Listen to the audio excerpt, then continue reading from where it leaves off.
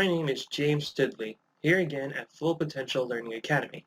Today's lecture will go over homonyms, homophones, and homographs, and understanding the sound-based grammar of the English language.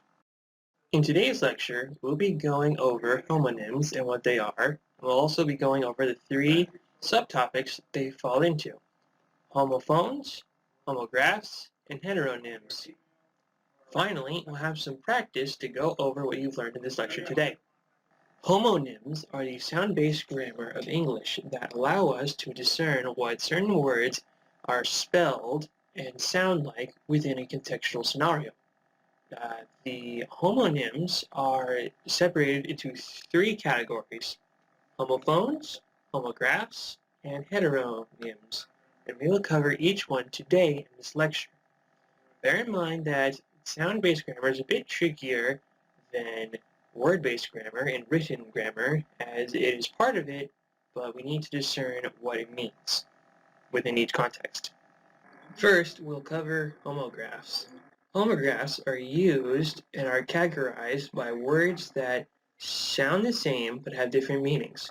We can see this in the example below with the plane example. We have plane, the vehicle that flies, and we have plane, which is an alternate reality of existence.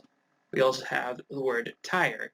We have tire, which is the accessory used for cars, and tire, which means to wear out or become exhausted. By identifying words that sound the same and understanding which ones have different meanings, and understanding those meanings, can we understand homographs in a better degree. Our next subcategory is homophones. Homophones are words that sound the same but have different spellings and meanings. For example, below we have the example of two. We have TO2, TWO2, which is a number, and TOO2, which is as well as, or in addition to. We also have another example of there. They're the place, they're the possessive subject, and theirs and they are. Finally, we also have pray and pray, which are two different verbs that sound the same but mean different things. We have P-R-A-Y, which is to worship, pray, and then we have P-R-E-Y, which is food for predators, prey. Homophones are essentially words that can be separated into different spellings, and that is how they are categorized. Our final category of homonyms are heteronyms. These are words that are spelled the same but have different meanings and different sounds. We see this with the example below. We have bow, which is a weapon used to shoot an arrow, or we have bow, which means to lower oneself in respect. We also have wind and wind, wind being the gust of air that travels, and wind, which means to wander down a path. And finally, we have bass and bass.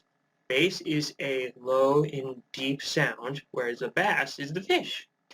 Heteronyms are essentially the coin flip of sound-based grammar. It could be one or the other based on the spelling and the sound. Keep in mind that when identifying homophones and homonyms, keep heteronyms in mind in their categorization. Here is some practice to help you master what you have learned here today. These are two sentences with a semblance of words that need to be chosen correctly. Based on the homonyms, choose the best word that works. Feel free to pause the video now and try out the practice. Good luck! If you haven't paused the video now, please do so and try out the practice.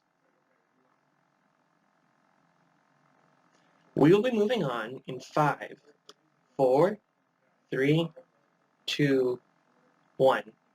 Here are the answers to the previous sentences from before. The green words are the correct usage of the homophones words, and the red ones are the incorrect usage of the homophone word. Bear in mind that these words are used in the correct way. Don't worry if you got mistakes, simply review what you did and practice on your own time. The best way to practice this is to simply find words that sound the same and see if they have different meanings, and to understand them. By understanding how words are sounded and spelled differently, we can come to understand how to use these different sounding and different spelled words in contextual manners. This is a critical element of English grammar and is what separates the veterans from the novices in the day-to-day basis of English grammar. Our next lecture, we will cover how to use a dictionary and how different words in a dictionary can be found and what we can go over in a dictionary today. Thank you for watching. Teach you next time.